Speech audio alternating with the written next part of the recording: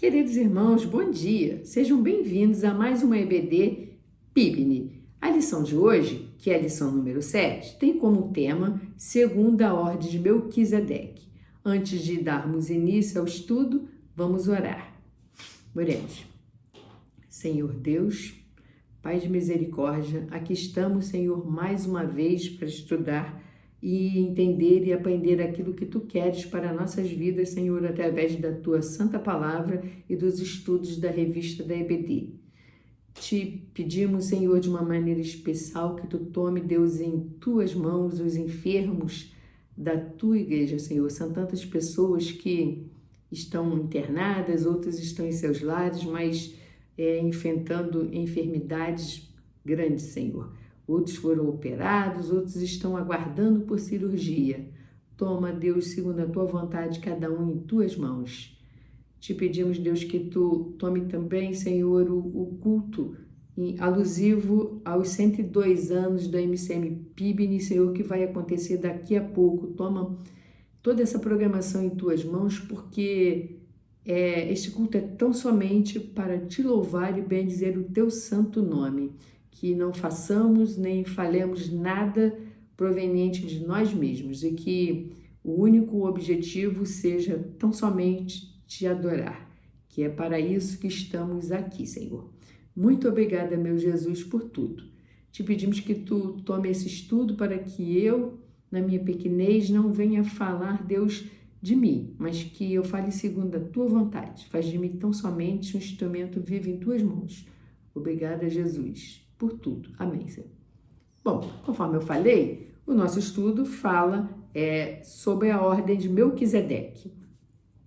Antes de falarmos propriamente dito nisso, vamos falar duas observações sobre o livro de Hebreus. Em primeiro lugar, não há consenso entre os teólogos sobre a autoria do livro de Hebreus. Muitos o incluem nos escritos paulinos, acham que o autor é Paulo. Outros sugerem outros nomes de possíveis autores, mas o que importa é a mensagem que este livro traz para as nossas vidas e para aqueles que o receberam como primeiro público-alvo. Uma coisa que sabemos é que o autor deste livro de Timóteo, o autor de Hebreus conhecia Timóteo, né? E também nós vemos no próprio livro que ele era conhecido do público para o qual ele falava, né? Que é o público-alvo deste texto. Isso a gente também pode ver no livro de Hebreus, capítulo 13, versículo 18, e que o autor conhecia Timóteo, também no capítulo 13, versículo 23. Continuando. O objetivo desta lição 7 é compreender a superioridade e a eternidade do sacerdócio de Cristo, reconhecendo como sumo sacerdote perfeito, que garante a nossa salvação e nos incentiva a viver com confiança e gratidão. Ou seja, Jesus é o sacerdote, não é um sacerdote, é o sacerdote perfeito que ofereceu o sacrifício perfeito, não é um sacrifício, é o. Jesus é o único que pode remover a barreira que nos afasta de Deus, que é o pecado, e assim pode nos dar acesso ao Pai. Nem o sistema sacrificial vigente à época do Antigo Testamento, nem qualquer outra coisa ou pessoa pode fazer isso. Jesus é o Cordeiro sem mancha nem mácula. Ele é o próprio Deus, Deus Filho. Ele suplantou o sacerdócio levítico, tal qual lemos em Salmos 110:4, que nos diz, falando sobre Jesus: Tu és um sacerdote eterno, segundo a ordem de Melquisedeque. E quem será esse Melquisedeque, a quem o versículo lido anteriormente se refere e que também é o tema, um dos temas da nossa lição da revista de hoje, que Jesus é sacerdote segundo a ordem de Melquisedeque. Bom, para isso vamos ler Hebreus 7, os primeiros versículos.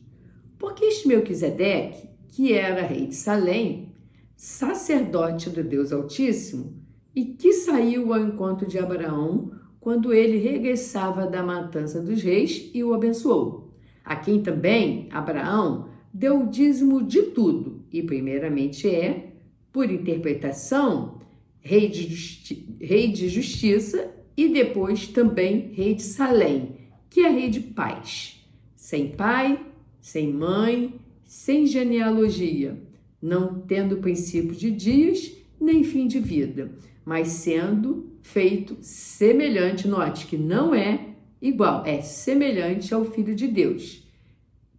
Permanece sacerdote para sempre. Melquisedeque, ele era dito rei de justiça, porque ele era rei de Salém, né, que é Jerusalém. E Jerusalém foi citada em Isaías 1:21 como um local de justiça. Então, se Melquisedeque era rei de justiça, né, rei de Salém, portanto, rei de justiça, ele recebeu esse título, rei de justiça. E ele também era chamado de rei de paz, porque Salém, do hebraico, né, a tradução de Salém, é paz. Então, Melquisedeque, conforme nós lemos nos versículos anteriores, ele era rei de Salém, rei da cidade de Salém, que é Jerusalém, e rei de justiça, porque Jerusalém era cidade de justiça, e rei de paz, porque o termo Salém é paz. Bom, outra coisa, quando eu falei ainda agora, né, que Melquisedeque foi feito semelhante ao Filho de Deus. Esse termo semelhante ao Filho de Deus, ele apresenta uma relação tipológica entre Melquisedeque e Cristo. A tipologia, ela é um estudo que trata da relação entre o tipo e o antítipo. Melquisedeque é o tipo, que ele aponta direto para Cristo, que é o antítipo. A Bíblia fala de vários tipos, né?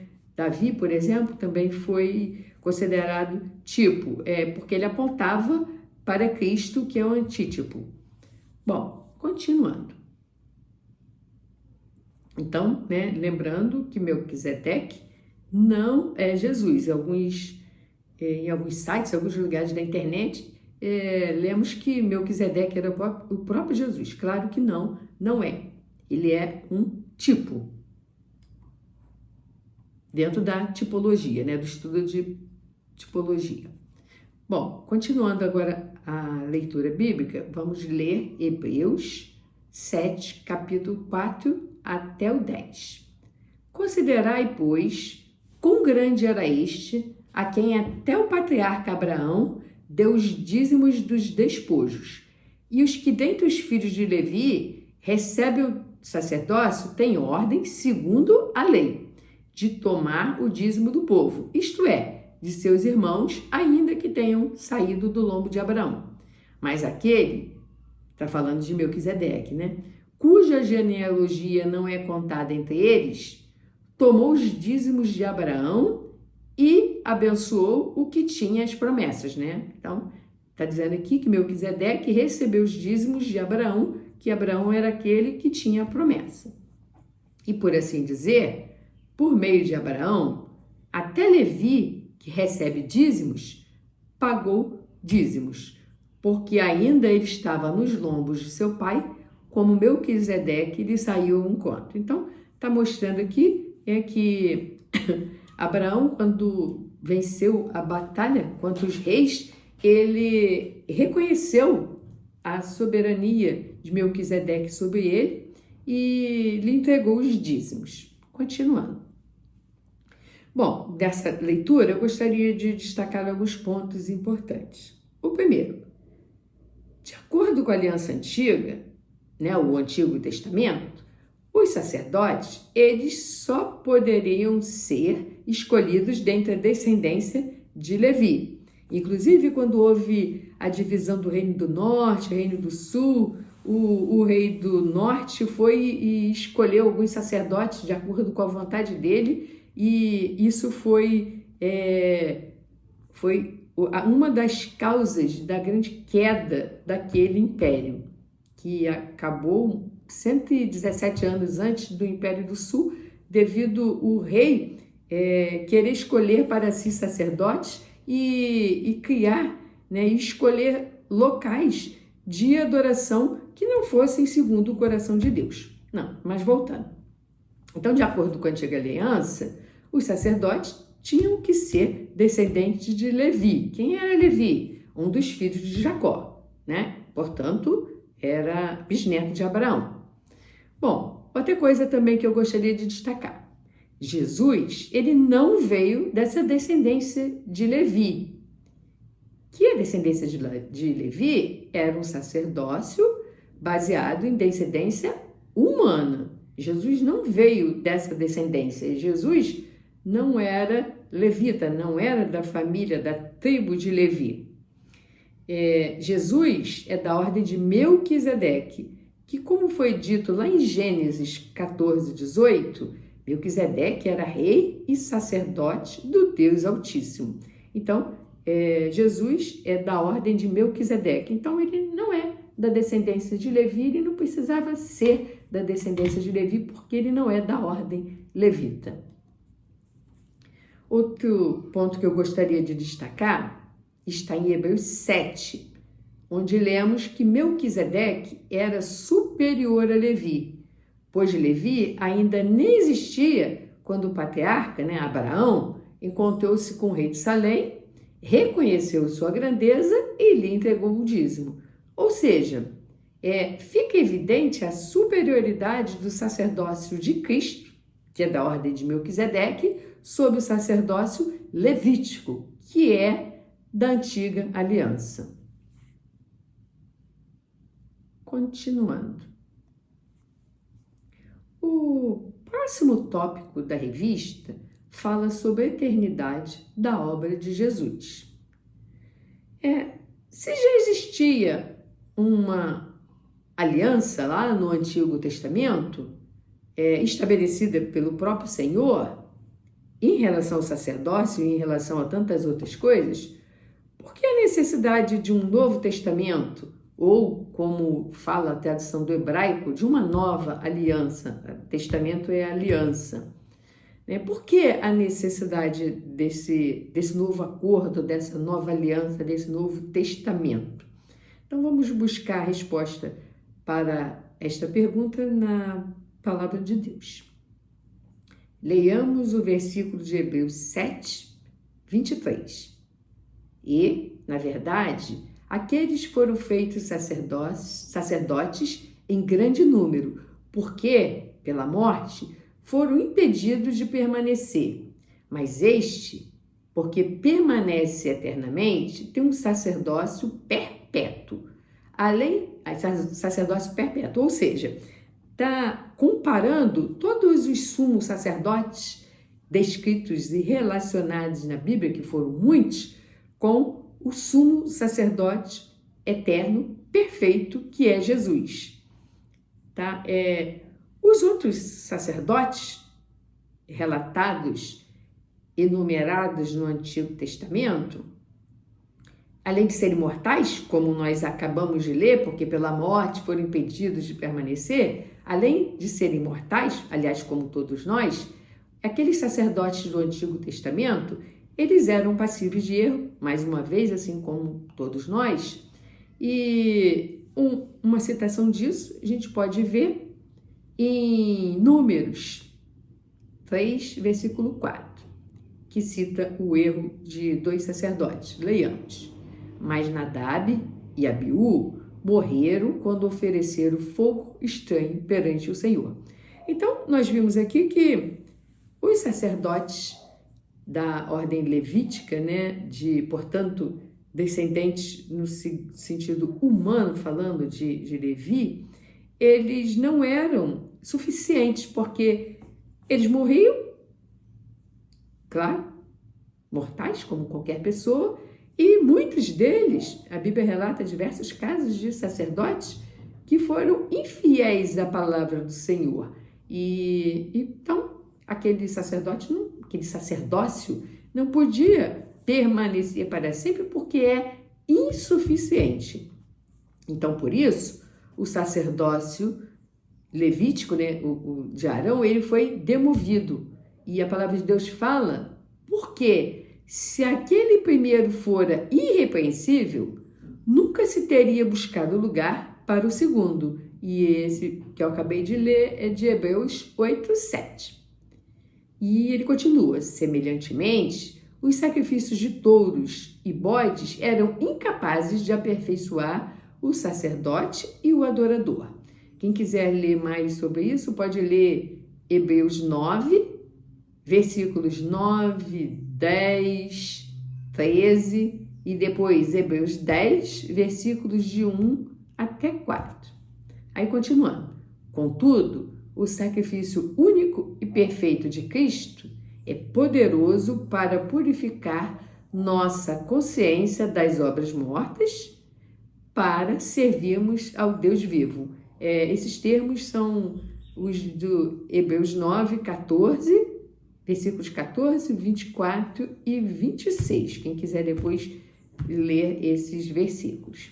Então, a gente vê que o sacrifício de Cristo foi perfeito, então não há mais necessidade de bodes, de carneiro, de expiação de nenhum bicho, não há mais necessidade de derramamento de sangue de um animal, porque o sangue de Cristo é puro e nos purifica de todo pecado. O sacrifício de Cristo é perfeito e serviu para aquela época, para aquele povo, serve para nos livrar hoje e vai para todas as gerações até a volta do Senhor.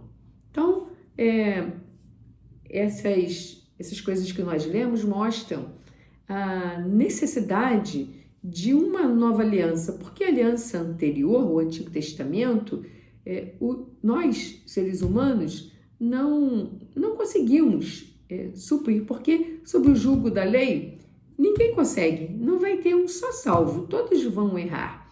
Então, precisamos confiar em Cristo e estarmos assim, então, sob a graça, não mais sob o jugo da lei. Jeremias já havia falado, lá em seu livro, sobre a necessidade dessa nova aliança em Cristo. Aliás, o Antigo Testamento todinho, ele aponta para a vinda de Jesus. Todo o Antigo Testamento, se a gente for ler, ele aponta para a vinda de Jesus. Ele aponta para esta nova aliança. Bom, esses textos que nós lemos, eles falaram bastante sobre Melquisedeque. É importante estudarmos isso porque, ao lermos outros textos de lugares não confiáveis, podemos entender que Melquisedeque não era o Cristo, né? Ele era um sacerdote do Deus Supremo, então, portanto, ele também não podia ser o Deus Supremo, já que a palavra de Deus fala que ele era um sacerdote do Deus Supremo. Então, o Deus Supremo era outro e Melquisedeque era um. E também, estudando isso, vemos a necessidade desta nova aliança, desse novo testamento, a necessidade da vinda de Jesus, porque sem ele, ai de mim, né? Sem ele, ai de mim, porque eu não conseguiria cumprir tudo, sempre, por mais que sejamos fiéis, que a gente tente seguir à risca a palavra de Deus, nós vamos pecar por ação e por omissão. Mesmo que eu fique paradinha dentro de casa, feche todas as portas e não veja ninguém, eu vou pecar. E eu posso pecar, inclusive, por omissão. Por exemplo, ao invés de estar falando a palavra de Deus para um vizinho, eu estou dentro de casa, trancada. Então, é muito difícil. Por isso, a importância de aceitarmos a Jesus como nosso único e suficiente Salvador. Não precisamos de mais nada, não precisamos de Cristo e a religião, não precisamos de Cristo e um santo, não precisamos de Cristo e nada, não precisamos sequer do nosso parente, do nosso pai, da nossa esposa, do nosso filho, da nossa tia, nem do nosso pastor, nem de nenhum outro para servir a Cristo. E temos que servir única e exclusivamente a Cristo. Então, que essa lição que falou tanto aos meus corações possa falar também ao coração dos irmãos. Vamos orar, encerrando e agradecendo ao Senhor por esse estudo. Oremos. Obrigada a Deus por a Tua palavra ser, desde o Antigo Testamento, um norte, Deus, para nossas vidas.